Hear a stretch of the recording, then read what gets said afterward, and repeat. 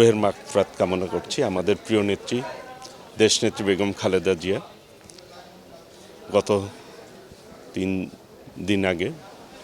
দিন আগে মৃত্যুবরণ করেছেন।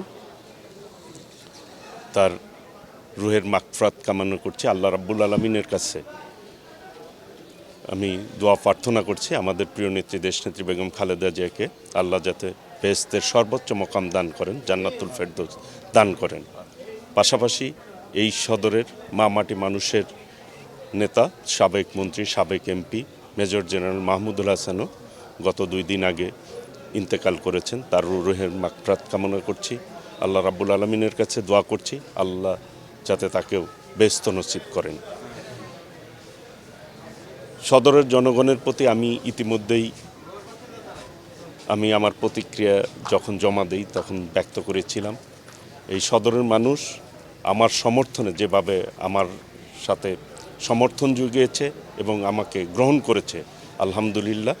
আমি সদরের মানুষের প্রত্যাশা অনুযায়ী, বিশেষ করে চর অঞ্চলের মানুষের যে প্রত্যাশা, আশা, আকাঙ্ক্ষা যে যমুনার পাশে বেড়িবাঁধ এবং মামুদনগরের জনগণের আশা যে মামুদনগর একটি ব্রিজ হোক, তাদের রাস্তাঘাটের উন্নয়ন হোক, সেই ব্যাপারে এবং মাহমুদুল হাসানের অসমাপ্ত কাজগুলি ইনশাল্লাহ আমি সবার আগে করার চেষ্টা করব এবং করব ইনশাল্লাহ।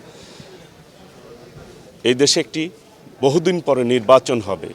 14 সালে এই দেশের মানুষ ভোট দিতে পারে নাই, 18 সালে ভোট দিতে পারে নাই, 24 সালে ভোট দিতে পারে নাই। উৎসবমুখর পরিবেশে এই দেশের জনগণ ঐক্যবদ্ধভাবে, বিশেষ করে আমি সদরের মানুষের প্রতি আহ্বান জানাবো, আপনারা ভোট কেন্দ্রে আসবেন, ভোট দিবেন এবং আগামী দিনে গণতান্ত্রিক বাংলাদেশ যাতে প্রতিষ্ঠিত হয় দেশনায়ক তারেক রহমানের নেতৃত্বে, সেই ব্যাপারে সকলেই সজাগ থেকে ভোট কেন্দ্রে উপস্থিত হওয়ার আহ্বান জানাচ্ছি এবং এই সদরের সন্ত্রাসমুক্ত, চাঁদাবাজমুক্ত, কিশোর গ্যাংমুক্ত, মাদকমুক্ত একটি নিরাপদ টাঙ্গাইল গড়ে তুলব সকলকে সঙ্গে নিয়ে ইনশাল্লাহ। পর্যন্ত প্রশাসন যে পদক্ষেপ নিয়েছে তাতে আমি সন্তুষ্টি প্রকাশ করছি, কারণ সুষ্ঠু নির্বাচন মানুষের একটি প্রত্যাশা। সকলের জন্য একটি লেভেল প্লেইং ফিল্ড প্রয়োজন, সকলের সমান অধিকার থাকা উচিত এবং উৎসব মুখর পরিবেশ তৈরির ক্ষেত্রে সকলের সহযোগিতা এবং প্রশাসন তার অবস্থান থেকে সর্বোচ্চ নিরপেক্ষতা বজায় রেখে কাজ করবে, এটাই আমার প্রত্যাশা।